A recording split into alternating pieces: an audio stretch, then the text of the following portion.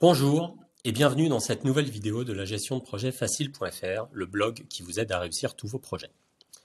Chef de projet, project manager en anglais, est très répandu et pour une bonne raison, presque tout est projet. Mais savez-vous qui il est? Voyons ensemble comment reconnaître le vrai chef de projet. Posez-vous sérieusement la question suivante. Si le projet se passe mal, qui est viré? Au-delà des titres et intitulés de poste, la réponse à la question vous indique qui est le chef de projet, le vrai. Pourquoi? Parce qu'un projet est une aventure collective, un travail d'équipe. Donc si le projet se passe bien, l'équipe est récompensée. Mais si le projet échoue, la faute en revient à un mauvais pilotage de l'équipe. Le seul coupable ne peut être que le chef de projet. Si cela peut paraître difficile, cela a quelques avantages. Notamment, le chef de projet a certaines libertés pour faire avancer son projet et le pouvoir de prendre des décisions. Ce qui nous amène au point suivant, le chef. Car dans chef de projet, il y a chef.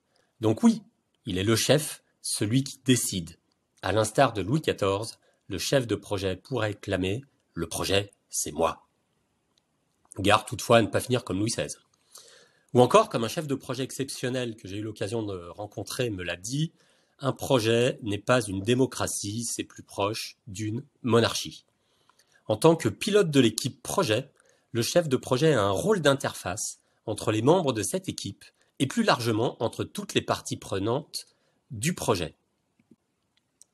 Et, comme toutes les parties prenantes ne parlent pas toujours le même langage, même si cela peut être la même langue, le chef de projet doit agir comme un traducteur, ce qui nécessite d'avoir des connaissances, même légères, dans tous les domaines concernés par le projet.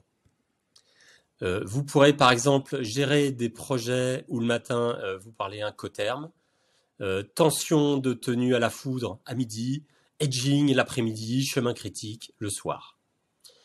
Le chef de projet se doit aussi d'être le représentant de son projet, d'en être le commercial pour le vendre à ses équipes, à son management, à son sponsor, à son client, bref, aux parties prenantes. Essayez d'imaginer un chef de projet qui arrivera le matin en grommelant. Ce projet est nul, on n'arrivera à rien, ça ne marchera pas. Auriez-vous envie de le suivre? Probablement pas. Le chef de projet doit garder le sourire en toutes circonstances. S'il n'y en a plus qu'un qui a le sourire sur un projet, ce doit être le chef de projet. Le chef de projet est donc un meneur d'hommes, à l'image d'un chef d'orchestre, analogie souvent utilisée. En réalité, on est plus proche de MacGyver que de Karajan. En effet, l'analogie avec le chef d'orchestre a des limites.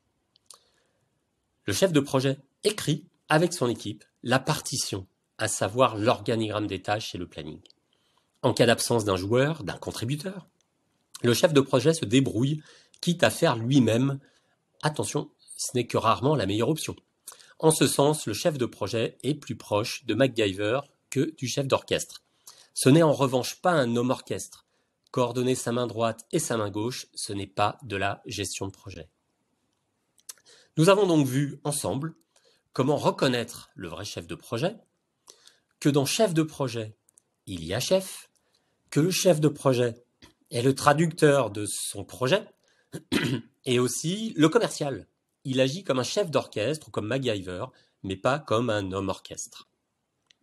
Merci d'avoir suivi cette séquence sur le chef de projet. À bientôt pour de nouvelles vidéos sur la gestion de projet facile.fr, le blog qui vous aide à réussir tous vos projets.